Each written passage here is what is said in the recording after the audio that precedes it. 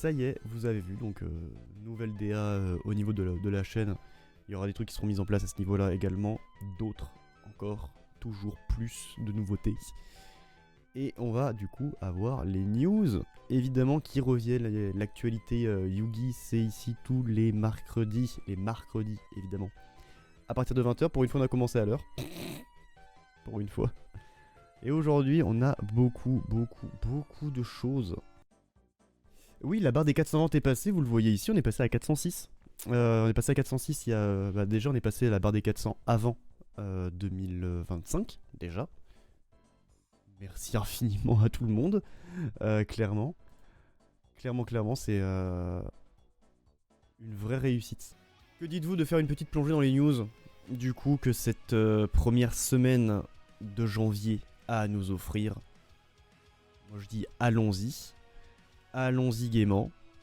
Donc on va commencer les news avec cette petite carte, quoi. Je crois que c'est la première de 2025 normalement. Je crois qu'il y a peut-être une que j'ai oubliée, mais en tout cas, celle-ci, c'est notre première carte qui sera présentée. C'est Griffe Perfide, Héros du Mal, qui sortira donc dans Alliance Insight, vous le voyez bien. C'est un monstre ténèbre démon de niveau 7 qui possède 2500 d'attaque et 2500 de défense. Et retenez bien le fait que ça possède 2500 d'attaque et 2500 de défense. On va y venir. Donc, ce nouveau héros du mal, qu'est-ce qu'il nous dit? Il nous dit que vous pouvez cibler un monstre héros sur le terrain, invoquer spécialement cette carte depuis votre main en position de défense. Et si vous le faites, le monstre ciblé gagne 300 points d'attaque. Petit boost d'attaque, surtout un spé, ça c'est intéressant. Vous pouvez utiliser cet effet de griffe perfide héros du mal qu'une seule fois par tour, encore heureux bien sûr. Si un ou plusieurs monstres que vous contrôlez sont détruits au combat ou par un effet de carte, vous pouvez invoquer spécialement cette carte depuis votre cimetière. Puis, si vous avez un monstre qui mentionne fusion des ténèbres dans votre cimetière, vous pouvez détruire une carte sur le terrain. On peut utiliser cet effet qu'une fois par duel. Qu'une fois par duel. Donc, cette carte, est-ce qu'elle va être jouée en x3? J'en sais rien. Je connais très mal héros et héros du mal encore moins. Mais je trouve que c'est quand même une carte qui est assez fonctionnelle. Dans le sens où ça peut se spé depuis la main, ça peut se spé depuis le cimetière. Bon, ça offre un boost d'attaque, mais je pense que le boost d'attaque n'y est pas non plus pour un truc de fou. Ça peut détruire une carte par duel, évidemment. En vrai, en plus ça détruit sans cibler, hein. Ça ne cible pas, c'est juste ça détruit. Donc je trouve que c'est plutôt pas mal, je trouve que c'est plutôt une carte intéressante pour le deck héros du mal, qui aura bien évidemment toute sa vague de support dans Supreme Darkness. Et Griffe Perfide, peut-être que certains se souviennent de la carte magique Vicious Claw, bah c'est ce petit monsieur, enfin cette petite dame, j'en sais trop rien, qui est sur cet artwork, tout simplement.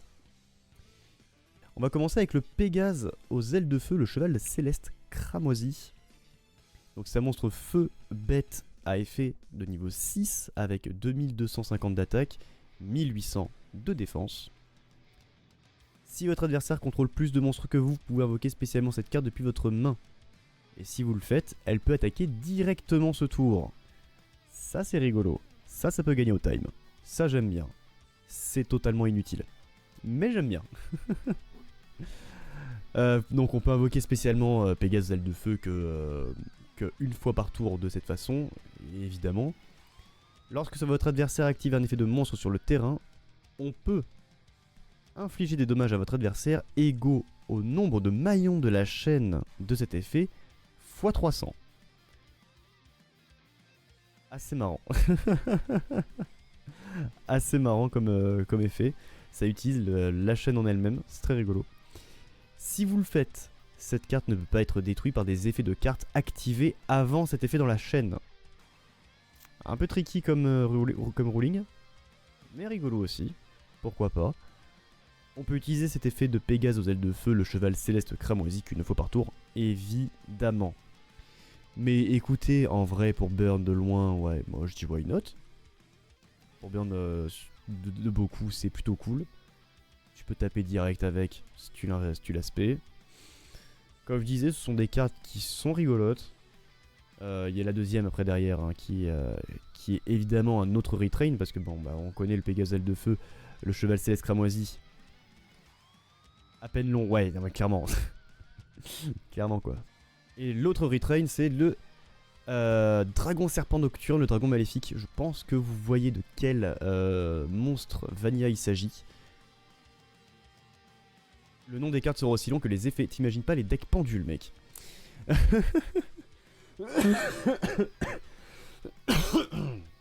Excusez-moi.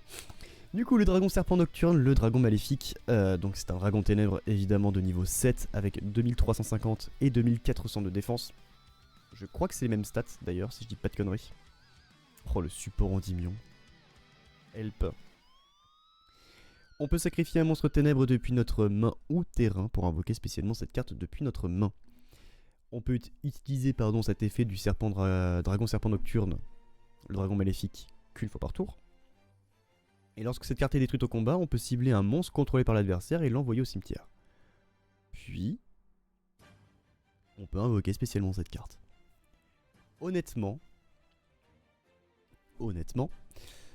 ça fait hyper longtemps que j'en parle de manière en off et tout ça, mais il y a un deck que j'aimerais vraiment me faire, c'est un deck yeux rouges.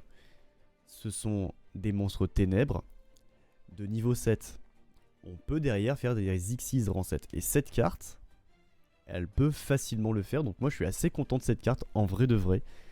Je sais très bien qu'elle sera pas très utile dans le deck, mais je dis allez vas-y, en x1 ou en x2 juste pour le lol, ça passe. Je verrai bien si oui ou non elle sera rentrée, mais tout ce qu'on sait c'est que ça sera une commune. Et tout comme le dragon Pégase là, le Pégase céleste cramoisi, ce sont des cartes qui ne seront jamais utilisées. On le sait. Mais elles ont le mérite d'exister parce que Konami veut faire des cartes vanilla, du coup, des retrains. Et c'est plutôt cool. En vrai, moi je suis très très content. Par exemple, une nouvelle carte vanilla qui a eu un retrain en version Xyz. Ce coup-ci, c'est Sabrosaur. On connaît tous Sabrosaur, carte iconique des dinosaures évidemment, mais là on a le Sabrosaur férocement en colère. Un monstre dinosaure feu de Xyz rang 4 avec 2000 d'attaque et 600 de défense. Je crois que c'est comme Sabrosaur, si je dis pas de conneries. Qui a l'air vénère. Mais vénère de fou. Donc là il faut juste 2 monstres de niveau 4, c'est même pas 2 monstres dinosaures. Et je trouve ça un peu dommage d'un côté, mais est-ce que ça... Il y a vraiment besoin d'une lock comme ça, on verra bien. Vous pouvez détacher un matériel de cette carte, détruisez un monstre dinosaure dans votre main ou terrain face recto. Puis vous pouvez changer la position de combat d'un monstre sur le terrain. C'est pas 1900 peut-être. Comme là il est férocement en colère, il a peut-être plus d'attaque tu vois. Moi quand tu touches la bouffe dans mon assiette. Ah il a plus 100, ouais bah voilà. C'est pour ça, vu qu'il est férocement en colère, il a 100 points d'attaque et de défense en plus. Attention ça change énormément de choses. Donc mis à part le fait de pouvoir modifier la position de combat d'un monstre, il peut, au début de la damage step, si notre autre monstre dinosaure combat, on peut détruire cette carte et le monstre dinosaure gagne 2000 d'attaque jusqu'à la fin de la battle phase. Alors ça par contre c'est intéressant. Bien évidemment chaque effet ne peut être utilisé qu'une fois par tour, encore heureux. Mais le petit UCT là, qui peut faire du Perse Def à 3800, là il passe à 5008. Il me semble qu'il a 3008 de base. Là, ça fait mal. Hein. Ah là, hein. L'UCT, là, il fait mal. Hein. Oh, ça va être l'heure de ressortir le deck Dino. Et je trouve que, en vrai de vrai, depuis Wissou, Dinosaur a régulièrement du support. Bon comme mauvais. Mais je trouve que, ouais, depuis Wissou, du coup... Wild Survivor, survivant sauvage, Dinosaur reçoit pas mal une carte de temps en temps. Toutes les 2 box, il se reçoit une voire 2 cartes pour justement continuer à agrémenter le deck. Et c'est plutôt cool. Et c'est plutôt cool. Dorugado, la relique de pierre ambulante. Et j'ai l'impression d'avoir déjà vu ce monstre quelque part. En tout cas, la forme, l'espèce de golem comme ça, je crois qu'on l'a déjà. Et du coup, c'est une sorte de retrain également. Pour le coup, c'est un lien terre-rocher. Un lien 3 qui a 1000 d'attaque avec les flèches en haut, en bas à gauche et en bas à droite. Il faut au moins 2 monstres pour pouvoir l'invoquer, dont un monstre rocher, et ça c'est important. Si cette carte est invoquée spécialement, vous pouvez cibler un monstre rocher dans votre cimetière. Cette carte gagne une attaque égale à celle du monstre. Ok, j'aime bien, j'aime beaucoup. Durant la main phase de votre adversaire en effet rapide, vous pouvez cibler un autre monstre sur le terrain avec une attaque inférieure ou égale à cette carte. Cette carte perd une attaque égale à celle du monstre, et si elle le fait, détruisez le monstre. Bon, elle est tricky quand même. Elle est tricky. Déjà, le gain d'attaque, il est perma. Ça, c'est plutôt intéressant, on va pas se mentir. Mais l'adversaire, du coup, tu peux... C'est Dogu, bah ça... Oui, bah du coup, oui. Ça y est, je l'ai en tête, merci Setsu. Et puis ça tombe logique, Dogurado. La relique de pierre ambulante. Tout est dans le nom, Dogu. En vrai, la carte est pas mal, je trouve. La carte est pas mal. Est-ce qu'elle va être facilement jouable dans les decks rochers? Est-ce qu'il y a des decks rochers intéressants en ce moment? Non. Il y a très peu de decks intéressants rochers. Tu vois, même moi, dans un flexipateur, je pense que j'aurais du mal à l'insérer. Et encore. Je pense que ça peut le faire. Mais... Ah, c'est chaud quand même. Hein. Si on récupère bloc, ça peut être super cool. Est-ce qu'on va vraiment récupérer bloc? Ah, Dragon en brique, là, c'est compliqué. C'est compliqué. Maintenant, on va passer à un nouvel archétype qui a été dévoilé, il me semble, aujourd'hui. Et alors, c'est un archétype qui me fait un peu marrer. C'est le deck Regenèse. Alors, c'est un deck évidemment relativement religieux. Vous allez comprendre, parce qu'il y a plein de noms. Il y a plein de noms qui font référence à des œuvres religieuses. Et là, on a du coup Bershit, le guerrier de la Regenèse. Donc, c'est un monstre guerrier feu de niveau 7 qui a 2500 d'attaque, 2500 de défense. Et c'est là l'intérêt du deck. C'est que si vous avez un monstre avec 2500 d'attaque ou de défense d'origine sur votre terrain, enfin sur le terrain, pardon, c'est pas sur votre terrain, sur le terrain, on peut invoquer spécialement cette carte depuis la main. Bien évidemment, on peut invoquer cette carte qu'une fois par tour de cette façon, et je pense que ce sera la même chose avec les autres. On peut utiliser chacun des effets de Bershit qu'une fois par tour. En effet rapide, on peut sacrifier cette carte, puis cibler un monstre contrôlé par votre adversaire et le renvoyer à la main. Et durant la phase de votre adversaire, si cette carte est dans votre cimetière parce qu'elle y a été envoyée ce tour, on peut l'ajouter à la main. Konami a eu la bonne idée de réellement faire le deck 2500 d'attaque. Ça y est. En même temps, en vrai de vrai, si on y pense, Alliance Insight, c'est le dernier booster. C'est le dernier Core 7. Je vais appeler ça un Core 7 parce que je sais pas trop comment l'appeler. Mais booster principal. Voire même secondaire. Je crois que c'est un principal, Alliance Insight. Mais c'est le booster principal où il y aura la dernière fois les cartes de rareté de la 25e anniversaire.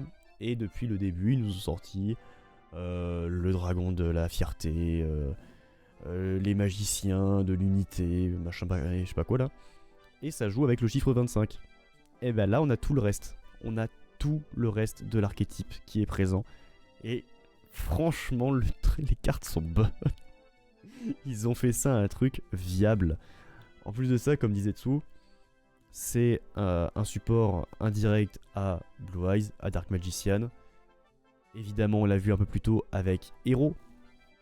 Et oui, j'ai envie de dire à tous les decks archétypaux de notre très cher protagoniste.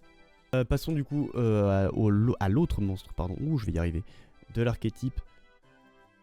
Celui-ci, Shemoth, sage de la regenèse, donc c'est un magicien haut de niveau 7, 2500 d'attaque, 2500 de défense, ça y est, vous commencez à comprendre. Si un monstre avec 2500 d'attaque ou défense d'origine est sur le terrain, vous pouvez invoquer spécialement cette carte depuis votre main. On peut pas invoquer spécialement Shemoth, enfin on peut invoquer pardon spécialement Shemoth qu'une fois par tour de cette façon. Et lorsque votre adversaire active une carte ou un effet, en effet rapide, on peut envoyer une autre carte regenèse depuis notre main ou terrain face recto au cimetière pour annuler et détruire la carte, évidemment. Durant la phase de votre adversaire, cette carte est dans votre cimetière, pardon, parce qu'elle y a été envoyée ce tour. On la rajoute à la main. C'est très très drôle, je vous jure, cet archétype est très drôle. Et je pense qu'il va marcher bien comme il faut. Vayikra, le dragon de la regenèse. Un vent ce coup-ci, dragon de niveau 8. Ah, on change. On change, évidemment, on a un guerrier. Attendez, putain, on a un guerrier qui a 2500 et qui est niveau 7. Bonjour Néos. On a un magicien qui a 2500 et qui est 7 également. Bonjour Dark Magician. Là, on a un dragon qui est niveau 8, vent, 2500. Bonjour Stardust. Ah, c'est rigolo. J'aime bien faire des petits liens qui ont aucun rapport, mais j'aime beaucoup. Donc toujours pareil, si t'as un monstre avec 2500 d'attaque ou de défense d'origine et sur le terrain, vous pouvez invoquer spécialement cette carte depuis votre main, mais vous ne pouvez pas invoquer spécialement Vayikra, le dragon de la regenèse, qu'une seule fois par tour de cette façon. Vous ne pouvez utiliser les effets suivants, pardon, qu'une fois par tour, je vais y arriver. En effet rapide, on peut sacrifier cette carte, cibler une magie piège contrôlée par l'adversaire, bannissez-le. Ça c'est bien, ça c'est très bien, c'est un effet rapide. Quand tu sais ce qu'il a posé, tu le bannis, c'est réglé. Durant la phase de votre adversaire, si cette carte est dans le cimetière parce qu'elle y a été envoyée ce tour, on peut l'ajouter à la main, évidemment. J'aime bien ce petit gimmick. Je trouve assez cool. Bemidbar, arc démon de la regenèse. Terre, démon de niveau 8. Bon, là j'avoue que je n'ai pas de lien. Je n'ai pas de lien, excusez-moi. Toujours pareil, 2500 d'attaque, 2500 de défense. On peut invoquer spécialement cette carte depuis notre main en révélant un monstre avec 2500 d'attaque ou de défense dans notre main. Est-ce que ce serait pas un peu le starter du coup? On peut invoquer spécialement cette carte qu'une fois par tour de cette façon. Parce que si tu révèles le dragon par exemple, tu dis bah tiens regarde, j'ai le dragon donc je peux l'invoquer. Et vu que j'ai le monstre sur le terrain, bah, je peux invoquer le dragon. Hop, X68, incroyable. Et je crois qu'en plus il y a une X68 des magiciens de l'unité ou une truc dans ce genre. De mémoire. Je dis bien de mémoire. Tac tac tac tac tac tac tac. Si cette carte est invoquée normalement spécialement, on peut ajouter une carte regenèse depuis notre deck ou zone bannie à notre main. Et ça c'est plutôt cool. Et durant la phase de l'adversaire, cette carte est dans le cimetière parce qu'elle y a été envoyée ce tour. On peut l'ajouter à la main, bien sûr. C'est une très bonne carte, hein. C'est clairement le starter du deck. De Trénome, le dieu de la regenèse. Lumière illusion qui est de niveau 10, 2500 d'attaque, 2500 de défense. Elle est non invocable normalement, ni posable normalement. Les autres, oui. Par contre, elle est uniquement invocable spécialement depuis notre main en bannissant un monstre avec 2500 d'attaque et de défense d'origine face recto que nous contrôlons. On peut invoquer spécialement Deutéronome, dieu de la regenèse, qu'une fois par tour de cette façon. Si elle est invoquée spécialement, on peut poser une magie piège regenèse directement depuis le deck, et ça c'est bien. Cette carte gagne 2500 d'attaque durant la battle phase uniquement. Et si elle attaque un monstre en position de défense, infliger des dommages de combat perçants. Cette carte est incroyable, je n'ai rien dit tout à l'heure. Voilà, sache-le. Ouais, ça quand on a 3 sur le terrain, tu te dis ah, ça pique. Un petit peu quand même. Ça pique un peu. Alors, on a invoqué 3, ça va être compliqué, surtout en un tour. Mais on peut au moins en invoquer 2, ça c'est sûr. Enfin, en tout cas, je vois qu'on peut en invoquer 2, ça c'est sûr. C'est une très bonne carte en plus de ça. Tu peux directement poser des magies pièges, donc si tu poses des magies, tu peux les utiliser direct. C'est plutôt banger. Et en plus de ça, tu gagnes 2500 d'attaque durant la battle phase, tu fais des dégâts perçants, mon dieu. C'est magnifique. C'est magnifique, c'est magnifique. Que je retrouve mon dossier maintenant, parce que j'ai dû changer de dossier en catastrophe. Spoiler alert, je l'ai retrouvé. On va donc passer maintenant aux magies pièges, et il y a 2 magies et une piège du coup pour cet archétype. À l'heure actuelle, on a donc Regénèse, qui est une magie normale.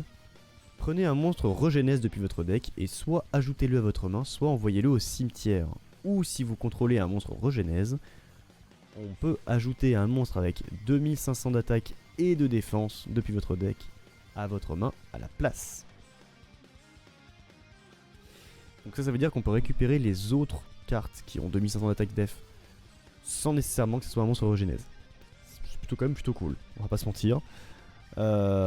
Mais en l'occurrence, ça va aller chercher ton starter, ça va chercher le démon dont j'ai totalement oublié le nom, je suis désolé. Si cette carte est dans votre cimetière, sauf le tour où elle y a été envoyée, vous pouvez la bannir et cibler un monstre Regénèse dans votre cimetière, invoquez-le spécialement en bannissant cette carte. Bon bah écoutez, un petit Monster Reborn qui peut aller chercher ce que tu as besoin, franchement, ça va. Il n'y a pas vraiment à se plaindre sur cette carte là. Elle est quand même plutôt cool. Je pense que ça va être du x3. Et on a une autre carte magie, évidemment. Régénèse de la Torah. Ce qui est une magie rapide pour le coup. Invoquez spécialement un monstre Regénèse depuis votre deck, mais envoyez-le au cimetière durant la end phase de votre adversaire. Et aussi, vous ne pouvez pas invoquer spécialement depuis l'extra deck jusqu'à la fin du prochain tour, après la résolution de cette carte. Parce que oui, ce deck, pour l'instant, enfin en tout cas, il n'y a pas de monstre Regénèse. Mais vous le savez, il y a plein de cartes qu'on a eu tout au long de cette 25e anniversaire. Je pense que Yugi maintenant a 27 ans. J'ai même pas fini en plus de la lire. Durant votre main phase, sauf le tour où cette carte était envoyée au cimetière, vous pouvez bannir cette carte puis cibler un de vos monstres Regénèse banni, invoquez-le spécialement. Voilà. Un Monster Reborn de la zone bannie. Bon, c'est à peu près la même chose que Regénèse, en somme. Sauf que là, c'est dans la zone bannie, donc bon, écoutez. En plus, c'est de la magie rapide. Elle est aussi bonne que l'autre, je dirais, donc ouais, en vrai, intéressant, intéressant. Naissance de la Genèse. De la Regénèse, pardon. Piège continu pour le coup. Vous pouvez envoyer un monstre Regénèse depuis votre deck au cimetière, cibler un monstre en position non, face recto, pardon, contrôlé par votre adversaire. Changez-le en position de défense face verso.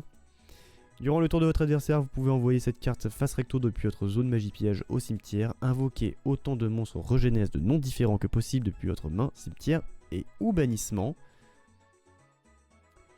Ouais, ça fait beaucoup quand même. Mais on les envoie au cimetière durant la end phase. Je vous rappelle que à la end phase de l'adversaire, on peut tous les récupérer. Ça peut être pas mal. Ça peut être une très très bonne carte. Vous ne pouvez utiliser qu'un effet de naissance de la Regénèse par tour et uniquement une fois le tour. En vrai de vrai, c'est une bonne carte pour l'archétype. Mais l'archétype, en vrai, il a l'air bon. Il n'y a pas de carte moyen en vrai, je trouve, à l'heure actuelle. On va parler de Prima Materiacteur. Materiacteur a enfin un monstre. On va pas se mentir. C'est un monstre lumière dragon pendule normal de niveau 3 et d'échelle pendule 1. 0 d'attaque, 0 de def. Pourquoi pas. En effet pendule, les monstres Xyz que vous contrôlez gagnent 100 d'attaque pour chaque matériel attaché au monstre sur votre terrain. On peut cibler un monstre Xyz Materiacteur que nous contrôlons, attachez-lui cette carte comme matériel, décidément je n'y arrive pas, puis piocher une carte. On ne peut utiliser cet effet qu'une fois par tour. Materiacteur du coup qui a du support dans Suda de mémoire, et il y en aura encore un petit peu dans Alliance Insight. Bon, voilà quoi, ça reste Mech Reactor, hein, c'est pas non plus incroyable du cul, mais c'est rigolo. Et c'est pas la seule carte qu'il a eu, puisqu'il a également une magie de terrain, effondrement complet de Mech Reactor. Lorsque cette carte est activée, dévoilez les 6 cartes du dessus de votre deck, et si vous le faites, placez-les au-dessus du deck dans l'ordre de votre choix.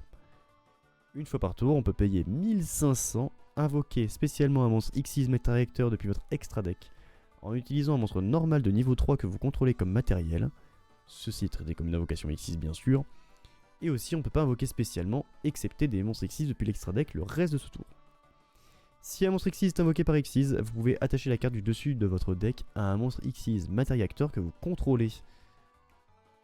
Alors, la question que je me pose maintenant, c'est est-ce que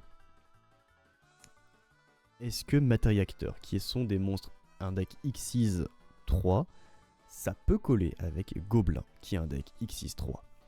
La réponse évidemment c'est oui, mais est-ce que c'est viable? Est-ce que c'est intéressant de le faire? La réponse, là en l'occurrence, j'ai des doutes. Gobelin se débrouille très très bien tout seul, je pense pas qu'il y ait besoin de Mech Reactor pour ça. En revanche, je pense que Mech Reactor a besoin de Gobelin pour fonctionner.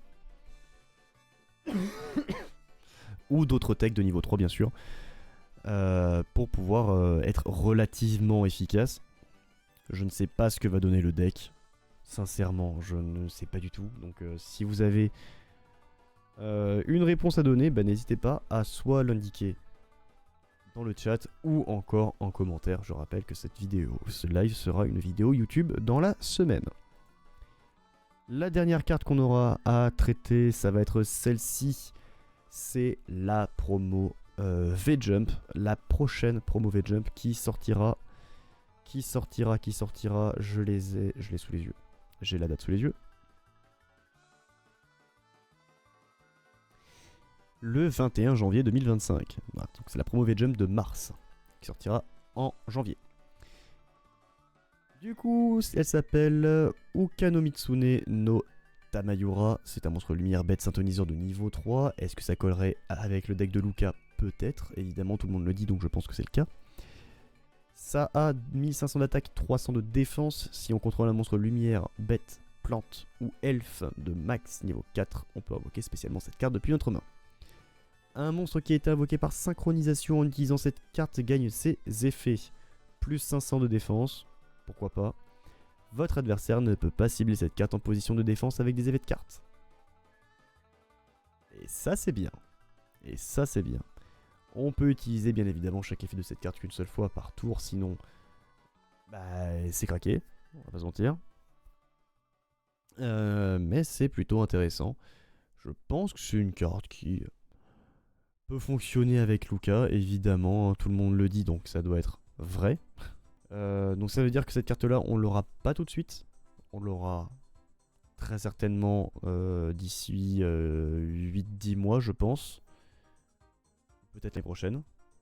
Ah, j'ai un doute. J'ai un doute.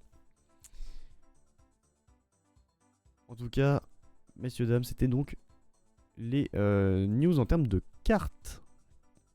Donc j'espère que ce nouveau format des news hebdomadaires sur Twitch vous aura plu, tout simplement. La nouvelle DA, tout ça, tout ça. Est-ce qu'on parle vite fait de l'Animation Chronicle?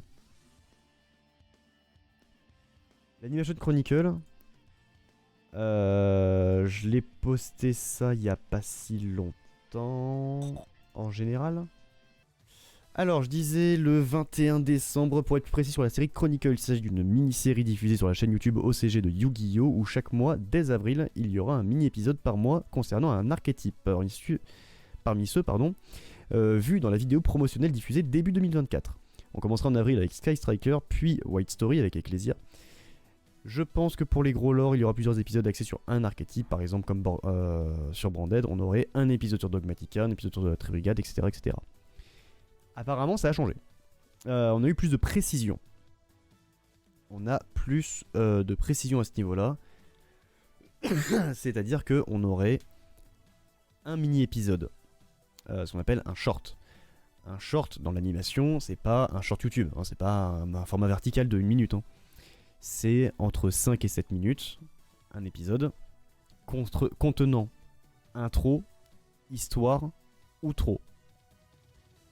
L'intro et l'outro, ça peut être très rapide. Tu prends l'exemple de Eluva Boss, qui fait des Eluva Short. C'est ça, t'as l'intro et l'outro, elles durent 3 secondes chacune. L'épisode dure entre 5 et 7 minutes. Ça va être le même format. Oui, ils vont faire ça. Bah oui, ils vont faire ça, mon cher Aster. Ça fait un petit moment qu'on le sait. On va donc avoir 2 séries, entre guillemets, hein, 2 saisons, appelez ça comme vous voulez. L'une sur Sky Striker, l'autre sur White Story, donc Albaz et Ecclesia, la rencontre entre Albaz et Ecclesia. Il y aurait plusieurs épisodes sur chaque archétype. Oh bah si t'en as rien à foutre, après mon Resta, moi j'y peux rien, ça c'est... Voilà. Hein. Si t'en as rien à foutre, moi je n'y peux rien mon cher Aster. Au départ je disais qu'il y aurait à avoir un seul épisode pour Sky Striker et pour White Story, donc Ecclesia, Dogmatica. Apparemment il y en aurait au moins 2, peut-être 3 pour Sky Striker. Ce que les gens en pensent à l'heure actuelle, c'est qu'il y aurait un épisode axé sur Rose, un épisode axé sur Rayé et un épisode qui les ferait s'affronter. Personnellement, je connais pas du tout le lore Sky Striker, donc je vais dire peut-être. Sachez que je ne sais pas s'il y aura une VF, je ne sais pas s'il y aura une VE. Ah ok d'accord, bah si les news tu t'en fous, mais le lore tu... oui. Les cartes tu t'en fous, mais le reste ça t'intéresse. On peut pas appeler ça un court-métrage. Un court-métrage c'est un peu plus long que ça quand même, je crois que c'est minimum 10 minutes un court-métrage. Là c'est vraiment très court. Ça fera moins de 10 minutes, mettez-vous ça en tête. Ça fera moins de 10 minutes et ça sera disponible du coup sur la chaîne YouTube OCG Yu-Gi-Oh! Donc je ne sais pas si il y aura des pistes audio, parce que ça se fait ça aussi sur YouTube en ce moment, il y a beaucoup de pistes audio françaises, anglaises, peut-être qu'on aura en anglais à la limite, français je sais pas du tout. Après ça reste Konami, ça reste quand même une grosse boîte. Est-ce qu'ils veulent le traduire dans toutes les langues dans lesquelles les cartes ont été traduites? J'avoue que ce serait bien. J'avoue que ce serait bien, on aurait plus de chance en anglais évidemment.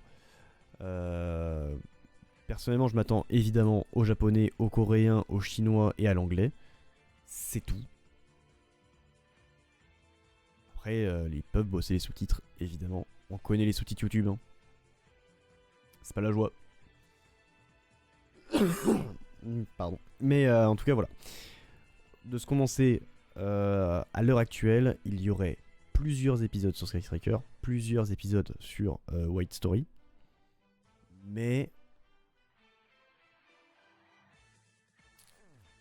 c'est une vidéo par mois. Oui, bien sûr. Bien sûr, mon cher Aster. Je pense qu'ils ont commencé avec les 2 plus gros, donc là où il y aura évidemment plusieurs épisodes.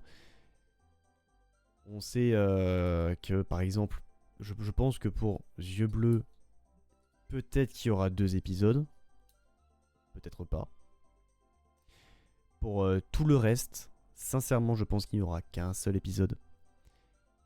Du doublage a été annoncé, mais est-ce que ça va être full doublé ou est-ce qu'il y aura 2-3 paroles? Après, des gens commencent déjà à s'enflammer en disant oui, ça va être le nouveau monde du L-Links. Calmez-vous. Calmez-vous, on n'en sait rien. Et puis voilà, pour vite fait parler du remake de Yu-Gi-Oh! GX comme... Enfin, c'est pas vraiment un remake. C'est pas du tout un remake d'ailleurs. Un remake signifie de refaire l'animation de A à Z. Non, là ils ont juste pris l'animation de base et ils l'ont fait passer du 4 tiers au 16 neuvième. C'est tout. Non, c'est pas un remake. C'est pas un remake. Attention, c'est pas un remake. Hein. Un remake, c'est ce que Digimon a fait pour le coup. Ils ont pris Digimon Adventure, donc le premier animé. Et pour les 20 ans de la série, ils ont refait l'animation, ils ont refait l'histoire de A à Z. Là, ce que Yugi va faire, C'est ce qu'ils ont fait il y a quelques temps pour Duel Monster. Et ça, tout le monde s'en est foutu parce que ils n'avaient pas communiqué dessus. Mais ils vont faire la même chose avec GX. Ce qui aurait été intéressant, ce serait un doublage de la 4ème saison, par exemple. Moi, je pense qu'on peut s'arrêter là. Je vous souhaite donc une excellente soirée à vous. Donc, bonne soirée à toutes, bonne soirée à tous. Merci d'avoir été présents ce soir. Et puis on se retrouve du coup mercredi prochain pour des news. Et la semaine suivante pour de l'ouverture. Ça, j'ai hâte.